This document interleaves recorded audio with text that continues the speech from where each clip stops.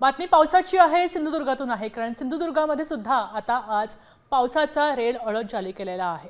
हवामान विभागाने पुढचे 24 तास सिंधुदुर्ग जिल्ह्याला रेड अलर्ट दिलेला आहे. मुसळधार पाऊस या पुढच्या 24 तासामध्ये कोसळणार आहे. सकाळपासूनच या जिल्ह्यामध्ये पावसाची रिपरिप सुरू झाली आहे.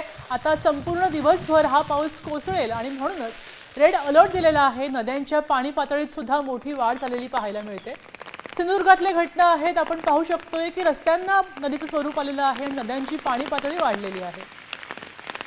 यात सिंधुदुर्गातून आढावा घेतलाय आमचे प्रतिनिधी विनायक वंजारे यांनी. पाहूया की काय पाहतो. सिंधुदुर्ग जिल्ह्यामध्ये सकाळपासूनच पावसाची संततधार पाहायला मिळते. आपण जर बघितलं तर आज हवामान विभागाने जिल्ह्याला रेड अलर्ट जारी केला आहे आणि त्या अनुषंगाने जर आपण बघितलं तर सकाळपासूनच पावसाची ही रिपरिप आहे ती सुरू आहे. सर्वदूर पाऊस आहे तो जिल्ह्यामध्ये कोसळताना आपल्याला पाहायला मिळतो आहे. आणि हवामान विभागाने ताशी 40 ते 50 प्रति तास वेगाने वारे वाहण्याच्या सूचना देखील दिल्या. त्यामुळे मच्छीमारांनी समुद्रात न जाण्याच्या सूचना प्रशासनाने दिल्या आहेत. त्याशिवाय जर बघितलं तर नागरिकांनी कामाशिवाय घराबाहेर पडू नये अशाही सूचना प्रशासनाकडून देण्यात आल्या आहेत. आणि एकूणच जर आपण बघितलं तर सिंधुदुर्ग जिल्ह्यामध्ये सकाळपासूनच पावसाची संततधार जी आहे ती आपल्याला पाहायला मिळते. आणि जर बघितलं तर नद्यांच्या पाणी पातळीत देखील मोठ्या प्रमाणात वाढ झालेली आपल्याला पाहायला मिळते. विनायक वंजारे, साम TV न्यूज, सिंधुदुर्ग. चिपळूणमध्ये गेले 2 दिवस सतत पाऊस कोसळतोय आणि म्हणूनच आता NDRFची टीम चिपळूणमध्ये दाखल झाली आहे. पावसाळ्यामध्ये चिपळूणमध्ये पूर परिस्थिती निर्माण होते आणि या पार्श्वभूमीवर नागरिकांच्या सुरक्षेच्या दृष्टिकोनातून ही पावलं उचलली जात आहेत आणि म्हणूनच आता NDRFची टीम या ठिकाणी दाखल झाली आहे. गेल्या वर्षी पूर आला होता इथल्या नदीला आणि त्यानंतर आता हे जवानसुद्धा चिपळूणमध्ये ठाण मांडून बसलेले आहेत.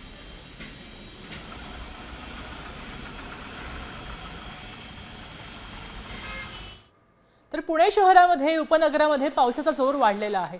पुणे जिल्ह्याला आज रेड अलर्ट दिलेला आहे. पुण्याला काल येलो अलर्ट होता, मात्र आज पुण्याला रेड अलर्ट दिलेला आहे कारण सकाळपासूनच पावसाचा जोर वाढल्याचं पाहायला मिळतोय.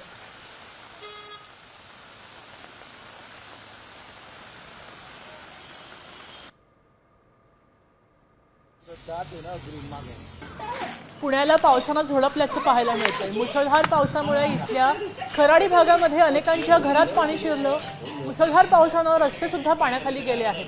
तर नागरिकांच्या घरामध्ये पाणी शिरलं आणि म्हणून इथल्या नागरिकांना आता मोठ्या अडचणींचा सामना करावा लागतोय. घरातलं सामान भिजलेलं आहे, त्यामुळे नागरिक रस्त्यावर आलेले आहेत. अशातच आता परिसरातल्या नागरिकांना सुरक्षित स्थळी स्थलांतर करण्यात येतंय. काही नागरिकांचं स्थलांतर पूर्ण झालंय तर काहींना आता स्थलांतर अजूनही करण्यात येते.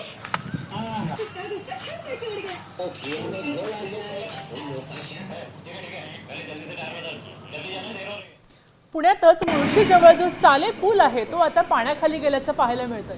तो दिसतही नाहीये. त्यामुळे कोळवण खोऱ्यामध्ये 16 गावांचा इतर गावांशी संपर्क सुटलेला आहे. पुण्यामधली ही घटना आहे. पुण्यातल्या 16 गावांचा बाह्य जगाशी संपर्क तुटला आहे. केवळ एका नदीवरचा पूल पाण्याखाली गेल्यामुळे आता या 16 गावांचा संपर्क तुटल्याचं पाहायला मिळतं. सुरक्षिततेचा इशारा आणि म्हणूनच हा रस्ता आता वाहतुकीसाठी बंद केलेला पाहायला मिळतो.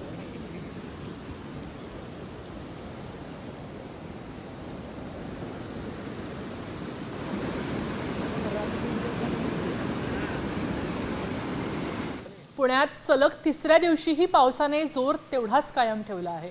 त्यामुळे घोड नदी जी आहे ती दुथडी वाहते.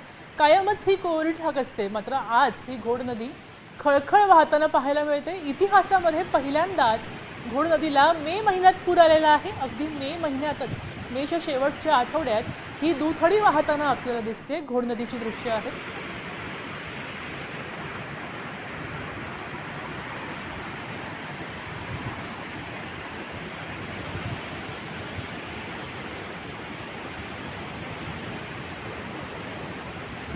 पुढची बातमी ही शेतकऱ्यांसाठी काहीसा दिलासा देणारी आहे. कारण पुणे, सोलापूर आणि नगरकरांसाठी जीवनदायिनी ठरलेली उजनी धरण आता मायनसमधून प्लसमध्ये गेलं.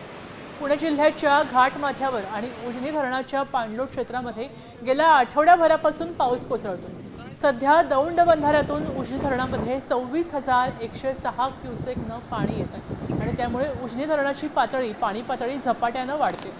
आणि म्हणूनच आता पाहू शकतोय की उजनी धरण वाहून त्यातनं विसर्गही करण्यात येतो.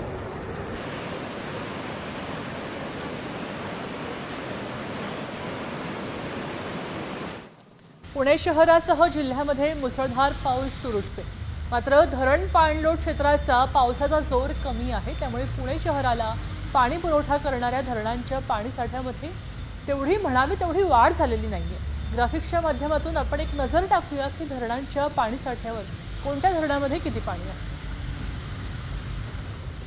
खडकवासलामध्ये 46.97% पाणी आहे, थोडक्यात 47% पाणी शिल्लक आहे. तर वरसगावमध्ये 21.4% पाणी आहे. टेमघरमध्ये केवळ 5.36% पाणी आहे. मात्र आता पावसाळा सुरू झाला आहे तेव्हा पाऊस पडल्यानं हे पाणी वाढेल. तर पानशेतमध्ये 17.97% पाणी आहे. बातमी आहे सातारा जिल्ह्यामधून. सातारा हा काहीसा दुष्काळी भाग आहे, मात्र इथे माण तालुक्यामध्ये मुसळधार पाऊस झालाय आणि या पावसामुळे अनेक ठिकाणचे बंधारे तलाव मे महिन्यामध्येच भरून ओसंडून वाहू लागलेले आहेत. यापैकी महत्त्वाचं समजलं जाणारं माणगंगा नदीवरचं आंधळी धरण. ही दृश्य जी आहेत ती आपण आंधळी धरणाशी पाहतोय. हे धरण सुद्धा आता ओसंडून व्हायला लागले. 0.267 अब्ज घनमीटर असा पाणीसाठा या आंधळी धरणामध्ये आहे. आता या पाण्याचा उपयोग इथे शेतीसाठी सिंचनासाठी वापरण्यात येतो. पण पाहू शकतोय मे मध्येच हे धरण ओसंडून व्हायला लागलंय. माळ हा खरं तर दुष्काळी भाग आहे, मात्र यंदा पाऊस इतका झाला की पावसाळ्याला सुरुवात होण्यापूर्वीच हे धरण पूर्णपणे ओसंडून व्हायला लागले, पूर्ण क्षमतेने भरले.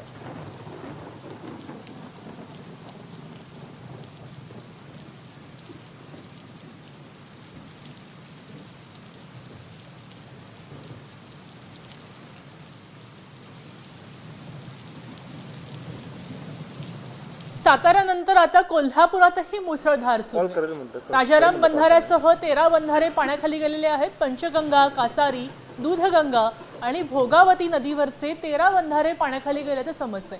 पाण्याखाली गेलेल्या बंधाऱ्यावरून वाहतूक पूर्णतः बंद करण्यात आली आहे. पर्यायी मार्गाने आता वाहतूक सुरू आहे. विशेष म्हणजे मे महिन्यात राधानगरी धरण 50% भरले. अर्ध धरण भरलेलं आहे पावसाला सुरुवात होण्यापूर्वीच.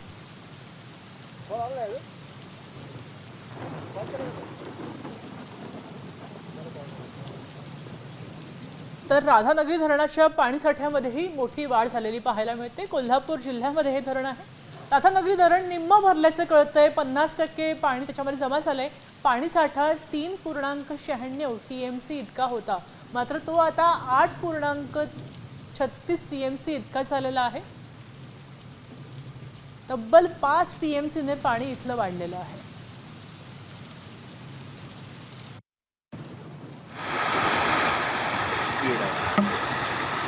कारण मराठवाड्यामध्ये हा भाग जो आहे तो दुष्काळात मोजला जातो. मात्र गेले काही दिवस धुव्वाधार पाऊस बरसतोय आणि त्यामुळे जोरदार पाहायला मिळतोय पाऊस. त्यामुळे या सगळ्या नद्या अगदी दुथडी वाहताना दिसत आहेत. धाराशिवच्या भूम शहरामध्ये पाऊस झाला आणि त्यानंतर इथली नदी नाले सगळे वाहू लागले आहेत. 15 दिवसांपूर्वी अगदी कोरडी ठाक असलेली बाणगंगा नदी सुद्धा आता ओसंडून व्हायला लागली. भूम शहर परिसरामध्ये जोरदार पाऊस झाल्याने सगळीकडे पाणीच पाणी पाहायला मिळालं आणि त्यानंतरची ही दृश्य आपण पाहू शकतोय. बाणगंगा नदीला पूरसदृश्य परिस्थिती निर्माण झाली आहे. मात्र त्यामुळे शेतीची कामं काहींची ठप्पच आहेत.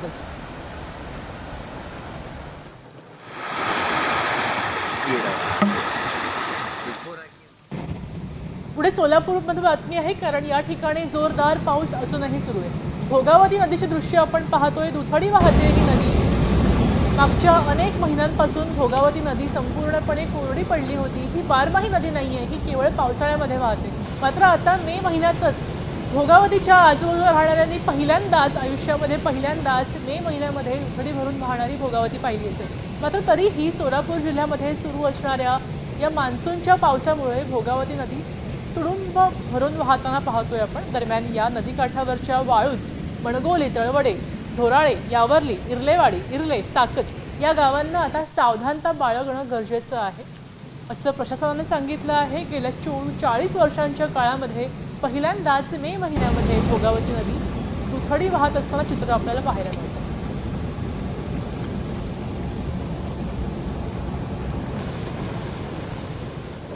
सोलापूर जिल्ह्याच्या विविध भागांमध्ये पावसानं हजेरी लावली. काही ठिकाणी मुसळधार पाऊस झालाय. फळबाग उत्पादकांचं मात्र काही प्रमाणात नुकसान झाल्याचं पाहायला मिळतंय. आपण पाहू शकतोय ही दृश्य आहे द्राक्ष बागांची.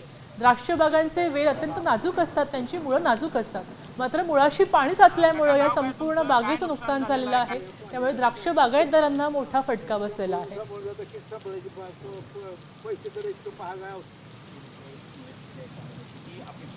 एक विचारा. सोलापूरच्या बार्शी तालुक्यामध्ये घराचं छतच उडालं आहे आणि त्याच्यामुळे आपण पाहू शकतोय मोठं नुकसान झालंय. वादळी वाऱ्यासह आलेल्या पावसामुळे तळवडे गावामध्ये काही घरांच्या भिंतीही कोसळल्या आहेत. स्थानिकांचं नुकसान झालंय अशा इथल्या ग्रामस्थांनी रात्रभर पावसामध्ये भिजून काढली आहे. अत्यंत खेदजनक बातमी आहे. आपण पाहू शकतोय की रात्रभर पडत्या पावसामध्ये हे सगळे लोक अंधारामध्ये उभे होते. पावसामध्ये भिजत त्यांनी रात्र काढलेली आहे. सोलापूरमधली बातमी आहे. नुकसानाची प्रशासकीय अधिकाऱ्यांकडून अजूनही पाहणी झालेली नाही. हा मात्र अगदी लक्षात घेण्यासारखा मुद्दा आहे. ठीक आहे, आपण काय एक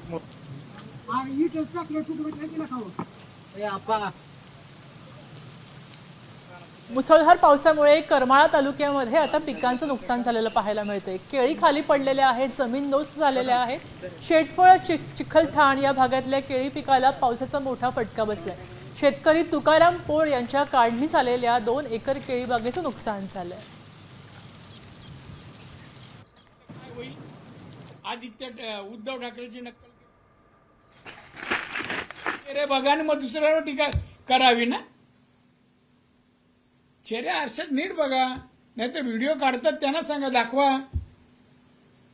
बुद्धिमत्ता. बरं, तुम्ही आतापर्यंत बुडालेल्या किती लोकांना शिवसेना उभाटाने मदत केली कालच्या ह्याचा सांगा. घरं पडली जी काय, एक घराला घ्या हो, 500 रुपये घ्या आणि घर दुरुस्त करा. उद्धव कधी गेलास आयुष्यात? मदत शब्द तुझ्या राशीत आहे का उद्धव ठाकरेच्या? उगाच त्यांनी हे करू नये.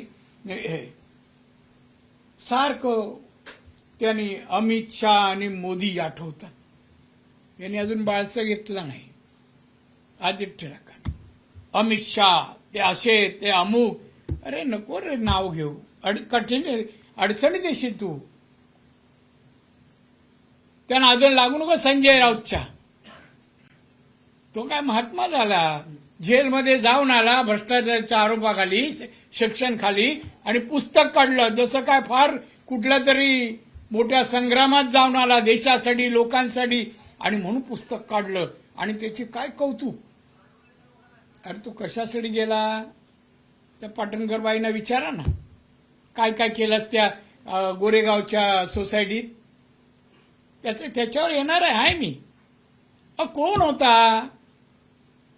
आता कांजूरगावात पहिलं घर, आताचं घर. जरा बघ जरा.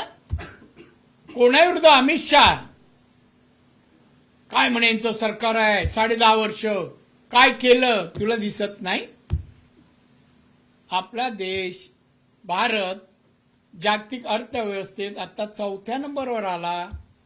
हे तुला काय कळतं का रे? खासदार आहे ना, 4थ्या नंबरवर आला जागतिक पातळीवर. 14 साली तो 14च्या आत शक्तीपद 14वा होता. आता आपण 4 नंबरवर आणि लवकरच जर्मनीच्या पुढे जाऊ, 3 नंबरवर आपण येऊ. सांग ना बा, हे कोणी केलं? मोदींनी केलं, अमित शाह यांनी केलं. आताही पाकिस्तानच्या ह्याच्यात ही काय झालं ना. अरे जगात. नारायण राणे बोलत होते. आदित्य ठाकरेंनी काही काळापूर्वी पीसी घेतली होती आणि त्याला उत्तरादाखल आता नारायण राणे महाराष्ट्राशी संवाद साधत होते. जाऊया पुढच्या बातमीकडे. पुढची बातमी आहे जालन्यातून. जालन्यामध्ये वादळी वाऱ्यासह आलेल्या पावसानं आता मोठं नुकसान झालेलं पाहायला मिळतंय. भोकरदन तालुक्यामध्ये कबीरनगर इथे घरांवरचे पत्रे उडालेले आहेत. यात संसारोपयोगी साहित्याचं नुकसान झालंय, तर काही ठिकाणी आपण पाहू शकतोय पिकांनाही फटका बसलेला आहे. घराच्या विटा भिंती खाली कोसळलेल्या आहेत. पत्र्यांचं नुकसान झालेलं आहे. लोक अक्षरशः रस्त्यावर आलेले आहेत. आपण पाहू शकतोय घरामध्ये साठवून ठेवलेलं धान्य, घरातला कांदा संपूर्णपणे भिजलेला आहे. गाद्या भिजलेल्या आहेत. तर वादळी वाऱ्यामुळे या संपूर्ण संसाराची धुमाधार उडालेली आहे.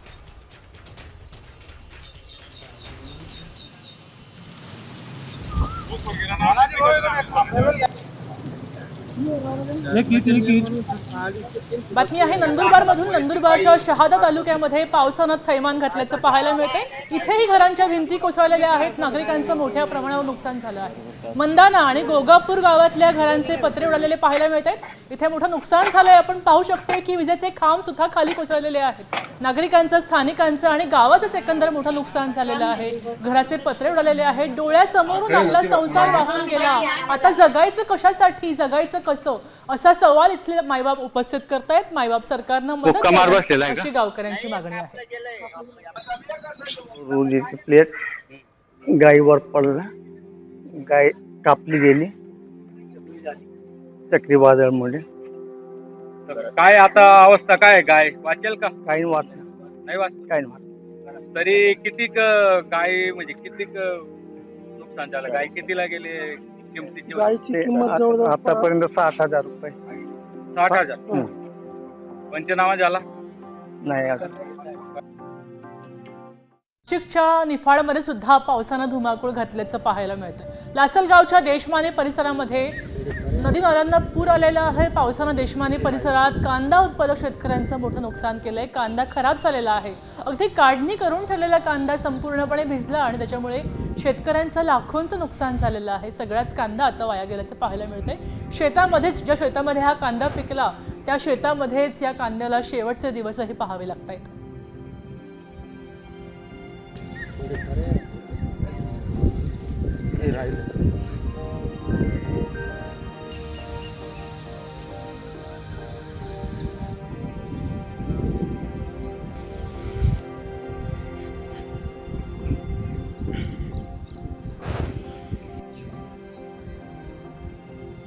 लासल गावासोबतच इतर परिसरामध्ये वादळी वारा झाला, मुसळधार पाऊस झाला. या वाऱ्यामुळे कांद्याचं शेड कोसळून शेकडो क्विंटल कांदा भिजलाय. यामुळे लाखो रुपयांचं नुकसान झाल्याचं पाहायला मिळतंय. मुख्य बाजारपेठेत, दुकानामध्ये पाणी शिरलंय. अनेक ठिकाणी रस्त्यांवरची झाडं कोसळली आहेत आणि त्यामुळे जनजीवन विस्कळीत झालंय. एकंदरच संपूर्ण जिल्ह्याचं सगळ्याच शेतकऱ्यांचं नुकसान झालेलं आहे. यामुळे या पुढच्या काळामध्ये पिकं, भाजीपाला, कांदा सुद्धा महाग होण्याची शक्यता वर्तवली जाते. केवळ आपल्याचसाठी नाही, खरेदीदारांसाठीच नाही, तर शेतकऱ्यांसाठीही तो महागणार आहे. चक्रीवादळ आणि ढगफुटी सदृश पाऊस झाला, त्यामुळे कांदा व्यापाऱ्यांचं मोठ्या प्रमाणात नुकसान झालं. माझं स्वतःचंही शेड जमीनदोस्त झालं. त्याखाली असलेल्या मालाचंही नुकसान झालं. त्याचप्रमाणे दुसऱ्याही शेडचे कागद वगैरे उडून मोठ्या प्रमाणात नुकसान झालेलं आहे. एकूणच कालच्या या नैसर्गिक आपत्तीमुळे कांदा व्यापारी ह्या घटकाचं मोठ्या प्रमाणामध्ये नुकसान झालेलं आहे. पुढे जाऊया आपण शिरूरमध्ये. शिरूरच्या पाबळ थिटेवाडीमध्ये ढगफुटी सदृश्य पाऊस झाले. 1.5 एकरावरच्या मिरचीचं पीक आता पाण्याखाली गेलेलं पाहायला मिळतंय. मिरचीची तोडणी सुरू असतानाच पाऊस झाला आणि त्याच्यामुळे मोठं नुकसान शेतकऱ्यांचं झालंय. पावसामुळे मिरची भिजली आहे आणि संपूर्ण पिकावर रोगराई पसरायची भीती आता इथल्या शेतकऱ्यांनी व्यक्त केली.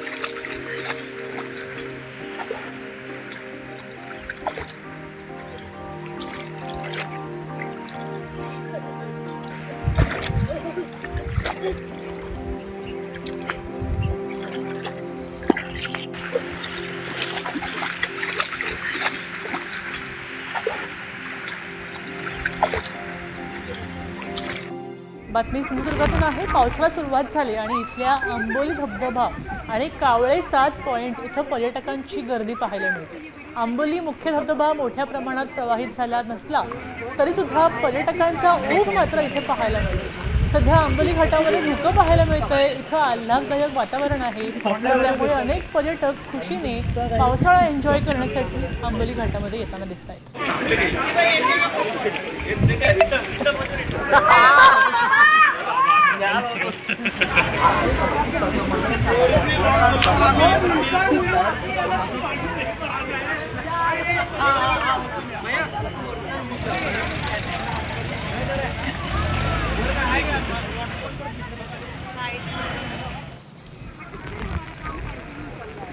थोडं अलीकडे येऊया. रत्नागिरीमध्ये काय परिस्थिती आहे. रत्नागिरीतले सगळे धबधबे आता पावसामुळे संपूर्ण क्षमतेने प्रवाहित झालेले आहेत. गेल्या 8 दिवसांपासून कोकणपट्टीमध्ये मुसळधार पाऊस कोसळतोय आणि त्यामुळे इथे सगळे धबधबे आता कोसळू लागलेले आहेत. कोकणातलं निसर्ग सौंदर्य आणखीनच खुलून गेलं. कडेकपारीतून फेसाळत कोसळणारे धबधबे पर्यटकांचे आकर्षण करतायत. रत्नागिरीमध्ये पानवल धबधबा आता पर्यटकांना खुणावतोय. पानवल धबधब्याची ही चित्र आहेत. मोठ्या प्रमाणावर तो कोसळतो.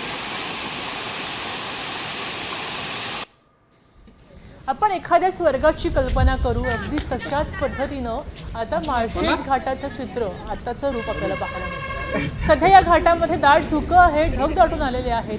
हे निसर्गाचं वैभवशाली रूप मन प्रसन्न करणारे आहे. विलोभनीय निसर्ग सौंदर्याचा आनंद घेण्यासाठी पर्यटक सुद्धा या परिसरामध्ये गर्दी करताना आपल्याला पाहायला मिळतात. पावसामुळे पडून गेलेल्या पावसामुळे संपूर्ण धुकं क्लिअर झालेलं आहे. त्यामुळे दूर दूरवर स्वच्छ दिसतंय.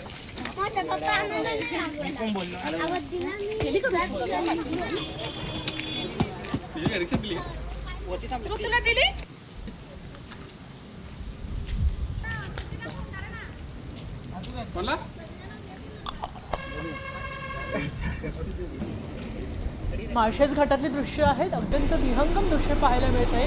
ढग वाहताना दिसत आहेत. पर्यटक गर्दी करतायत आणि पावसाच्या या पहिल्याच ऋतूचा आनंद घेत आहेत. आपल्या मित्रमैत्रिणींसोबत कुटुंबासोबत या ठिकाणी येत आहेत आणि अत्यंत आनंदाने आपले दिवस व्यतीत करताना दिसत आहेत.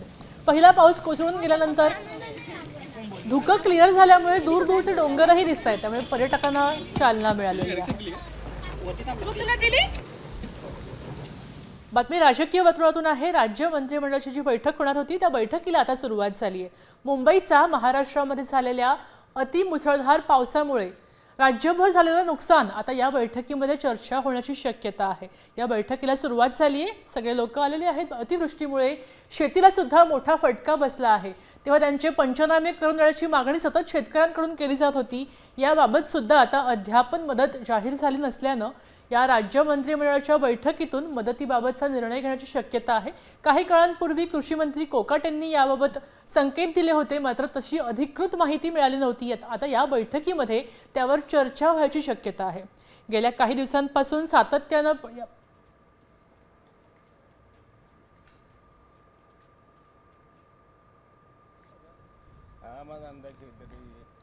मुसळधार पावसामुळे आता मुंबईच्या तुंबईवरून आदित्य ठाकरेंनी संताप व्यक्त केलाय. पहिल्याच पावसामध्ये मुंबईचे हाल पाहिले. मुंबईच्या या परिस्थितीला एकनाथ शिंदेच जबाबदार आहेत असा आरोप सुद्धा आदित्य ठाकरेंनी केलेला पाहायला मिळतोय. नगरविकास खातं त्यांच्याकडे असल्यामुळे हा आरोप शिंदेंवर केला जातोय आणि शिंदे सेना नेहमीच आदित्य ठाकरेंच्या निशाण्यावर असते. तेव्हा आदित्य ठाकरे संतापले आहेत आणि त्यांनी या संपूर्ण परिस्थितीला शिंदेंना जबाबदार धरलेला आहे. ब्रिज कॅन्डी जसं झालं, नरिमन पॉईंट झालं, काल आपण पाहतोय मंत्रालय झालं, हिंद माता झालं, अनेक ठिकाणी पाणी असं तुंबलं होतं जिथे आधी कधी तुंबायचं नाही. आणि मग ह्याला नेमकं जबाबदार कोण?